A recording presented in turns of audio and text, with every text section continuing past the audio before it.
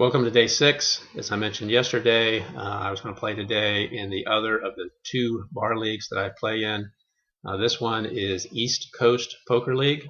You can find them on the web at eastcoastpokerleague.com.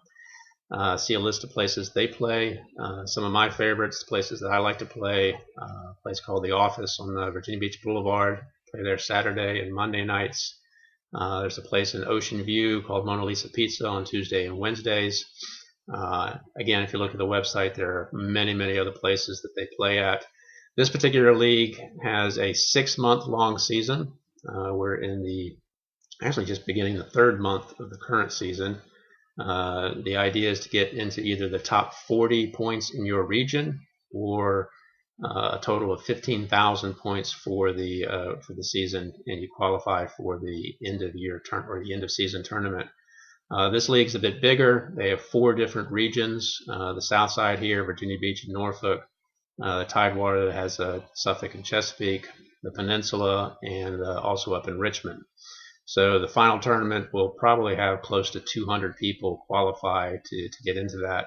But the prize pool is a total of $10,000 with $5,000 going to first place. So certainly worth a shot trying to play into that.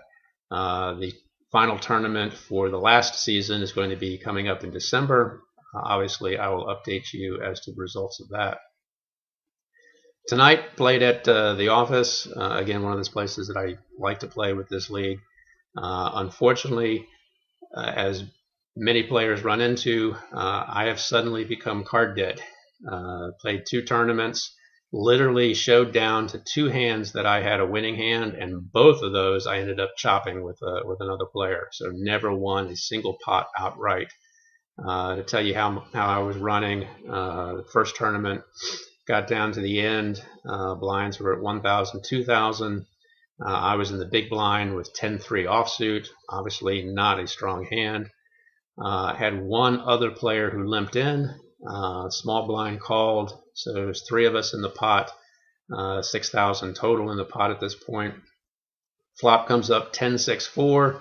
I think maybe I've got a shot at this, so I push all in for another 8,000, which is what I had remaining in my stack. The guy who limped in calls. I turn over my 10-3. He turns over 10-8. So that gives you an idea of the way that I was running. Second tournament, actually finally started seeing a couple of good cards, but very bad positions. Woke up one time with pocket 5s when the blinds were 100, 200. I raised it up to 1,000, hoping just to collect the blinds and the 2 people ahead of me that had limped in. Unfortunately, a guy behind me then shoves all in for 9,000. I obviously could not make that call with pocket 5s. Turns out I should have, as he showed pocket 4s. I would have had him dominated. But again, I was trying to be a little bit patient because I had not been running into cards. Probably the opposite should be true when you're card dead. You should open yourself up, play a little bit looser. Unfortunately, I just wasn't thinking that way. Always seems that time is when I start running dead with cards is also the time when you got other things on your mind, and that's the case that I've been in for the last week or so.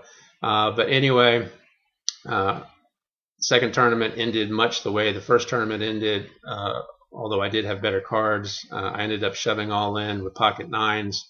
Got called by 2 other players, one with 10-jack, one with queen-jack, and both of them hit their jacks, which sent me packing early. So hopefully I'm going to try to play tomorrow, see if I can't get off of this streak. But my advice, when you do run into the dead cards, and you're going to run into them for a while, be patient, wait it out, and eventually the things will turn around.